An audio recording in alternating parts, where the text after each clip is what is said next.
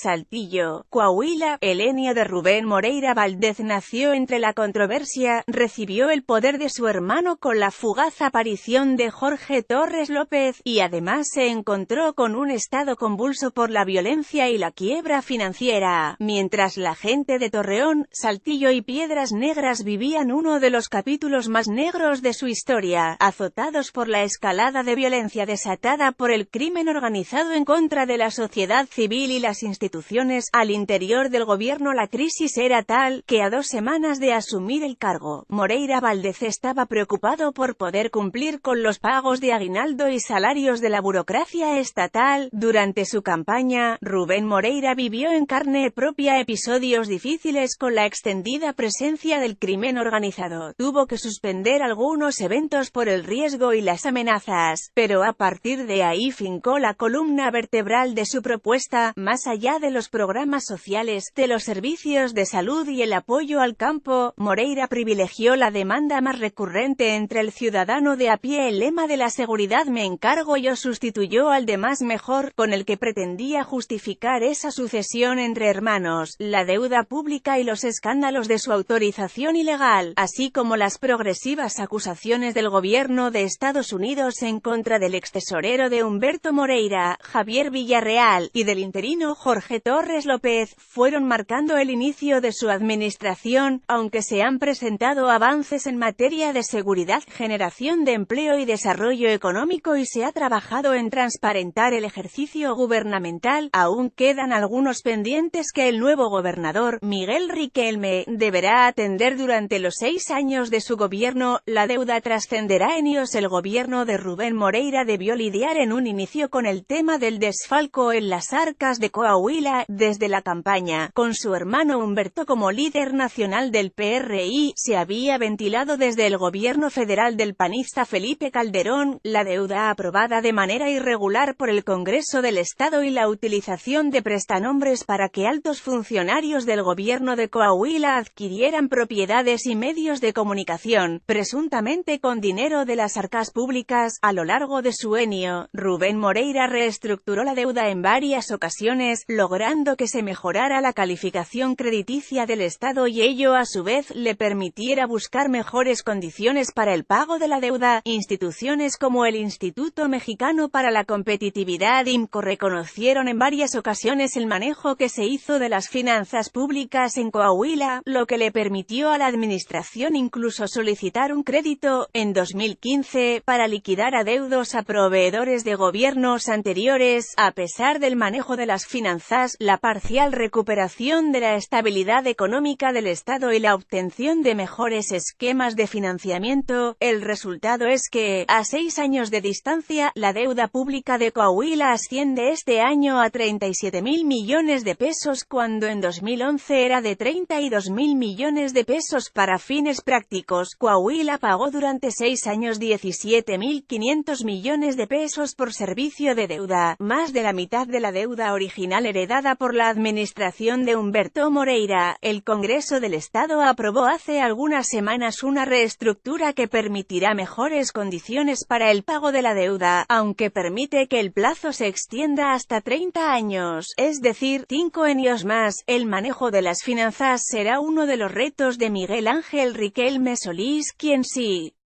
bien recibe al Estado en mejores condiciones que su predecesor, deberá ajustar algunos gastos para poder seguir manteniendo la estabilidad financiera de Coahuila. Pensiones, bomba de tiempo. Un tópico ligado al tema financiero y no es exclusivo del Estado ni de sus municipios y no por ello deja de ser grave, es el del sistema de pensiones que en Coahuila sufrió una reforma en 2015. A pesar de ello, el enorme gasto que significa invertir en este derecho de los trabajadores tiene al Estado sostenido, como se dice coloquialmente, con pincitas, como parte de la reingeniería financiera establecida en el enio de Rubén Moreira. Se acudió a Francisco Miguel Aguirre Farías, director de Evaluaciones Actuariales del Norte, y experto en el tema de pensiones. La iniciativa de reforma al sistema de pensiones fue presentada en noviembre de 2014 ante el Congreso del Estado. El despacho de Aguirre Farías diseñó un esquema en el que básicamente se proponía incrementar las aportaciones y el número de años de servicio antes de la jubilación, lo que no fue bien visto por los sindicatos de burócratas. Finalmente, la propuesta fue aprobada con ajustes para no afectar los intereses de los sindicatos, sin embargo permitió amainar, por ejemplo, los pasivos por 39.000 millones de pesos del sistema pensionario del magisterio. La reforma a la ley de pensiones también llevó a la gran mayoría de los municipios a estructurar un esquema que evitara su quiebra, de manera que se lograron algunos acuerdos en materia laboral para los trabajadores del Estado, incluido el magisterio. Sin embargo, a decir del propio Aguirre Farías, solamente se logró evitar una crisis, pero para solucionar de raíz el problema y que dentro de algunos años no vuelva a presentarse un riesgo de quiebra, tiene que existir una mayor apertura de los sindicatos para ampliar los años de servicio e incrementar las aportaciones. Salud de tiempo limitado. Hace un par de meses, los jefes de área del Hospital General de Saltillo enviaron una circular al director de la institución en la que pedían que las cirugías fueran trasladadas a otros hospitales, pues la carencia de equipo y materiales de insumo en el HG hacían riesgosa la práctica quirúrgica en ese lugar. La falta de insumos y medicamentos ha sido la queja constante de los hospitales y centros de salud en el estado. Desde el enio de Humberto Moreira se crearon en Coahuila hospitales y clínicas estatales para atender a la población abierta, particularmente aquella que carecía de seguridad social, en sincronía con el gobierno federal y su seguro popular. Los hospitales fueron un éxito. Sin embargo, ante las carencias económicas, muchos de ellos empezaron a dar un servicio deficiente. De acuerdo con el propio Rubén Moreira, la base del problema es que a estas clínicas estatales acuden personas que tienen seguridad social ISSST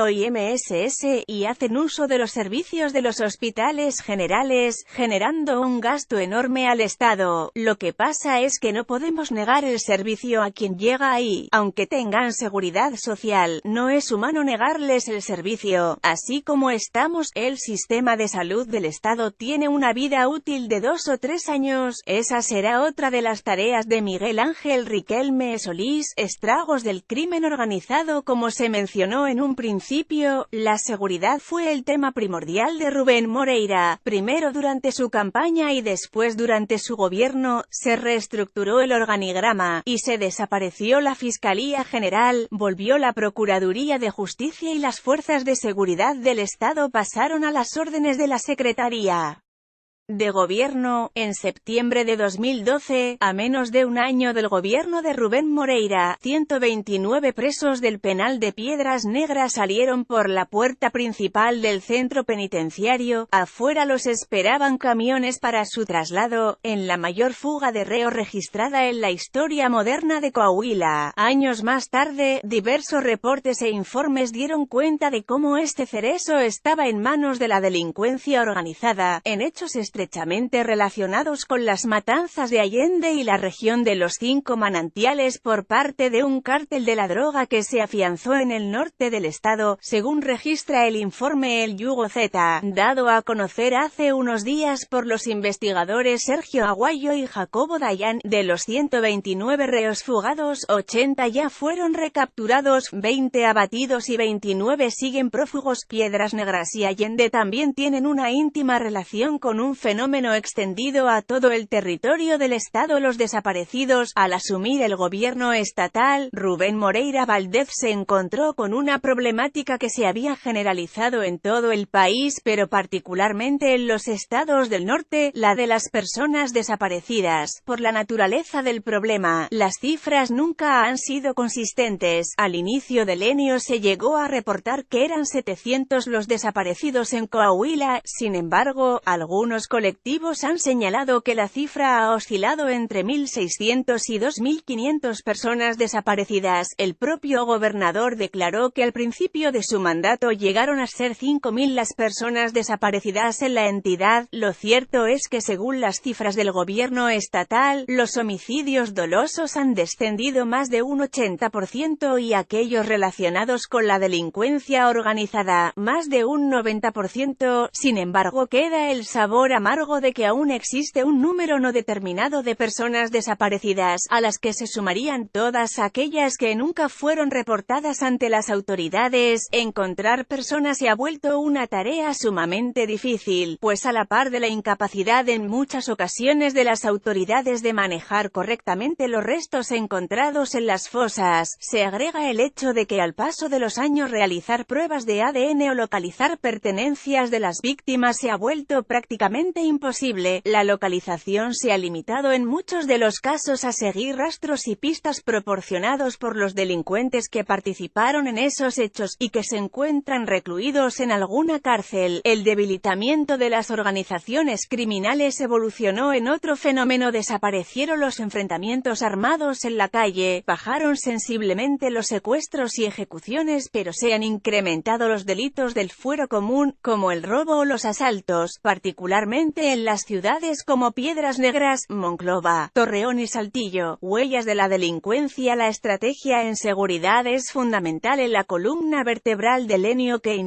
recibe cifras importantes en cuanto al descenso de homicidios dolosos e incluso vinculados al crimen organizado, pero eso que se contrarrestó en los últimos 5 años de la administración que culmina llevó a la evolución delincuencial, que ha reflejado un aumento en delitos del fuero común, como robos y asaltos. Bajo este mismo tenor, Riquelme Solís enfrentará el reto de brindar certeza a las cientos de familias que tienen a alguno de sus integrantes en la lista de personas desaparecidas, cifra que hasta el momento no se ha podido cuantificar con exactitud. Leves signos vitales. Se enfrenta el nuevo gobierno a grandes elefantes blancos, que fue en lo que se convirtieron diversos centros de salud y hospitales de la entidad, debido a la carencia recurrente de insumos como consecuencia de problemas económicos para su abastecimiento. Las instituciones de salud de la entidad no pueden negar la atención a quien la solicite, pese a que cuenta con algún servicio de seguridad social, lo que, se reconoció, ha mermado el equipo para apoyo de la población, situación que Riquelme Solís enfrentará y se convertiría en prioritario, ya que el diagnóstico es de un sistema con máximo 3 años de vida bajo las actuales condiciones. Losa económica. El entorno económico es endeble a raíz de la carga que dejó el endeudamiento irregular durante el ENIO 20.052.011. Ahora que se obtuvo una reestructuración de hasta 30 años, permitiría mejores condiciones para el pago del tema de deuda, siempre que se establezca el ajuste adecuado para mantener la estabilidad que se pudo lograr en la administración que termina, a pesar de los casi 40.000 millones de pesos que la conforman. Problema de raíz. El riesgo de quiebra persiste en el sistema de pensiones de Coahuila, evitada en su momento por la reforma avalada en 2015, donde también se impidió que municipios cayeran en ella, pero confrontó a gobierno con sindicatos, incluido el magisterio, como reto. La nueva administración debe entablar negociaciones de destrabe en los candados sindicales al aumento en aportaciones y años de servicio, de acción inmediata. Las aristas de cada problemática que enfrenta el nuevo gobierno del estado se encuentran sobre la mesa, con cifras, en algunos casos, que necesitan atención puntual e inmediata. Boulevard Venustiano Carranza 5280 Col, Rancho de Peña, Saltillo, Coahuila 25210, México 844-438-1800. Boulevard Benito Juárez 1205 Col, Picasso, Monclova, Coahuila 25714, México. Y la 866-636-1300, AB, Cuauhtémoc 714 NT, Zona Centro, Piedras Negras, Coahuila 26000, México 878-7820990. Nicolás Bravo y Zapata 1200 Sur, Colonia Centro, CD Acuña, Coahuila 26200, México 877-7725705, AB, Carranza 1104 Col, Roma, Piedras Negras, Coahuila 26025, México 878-7820308.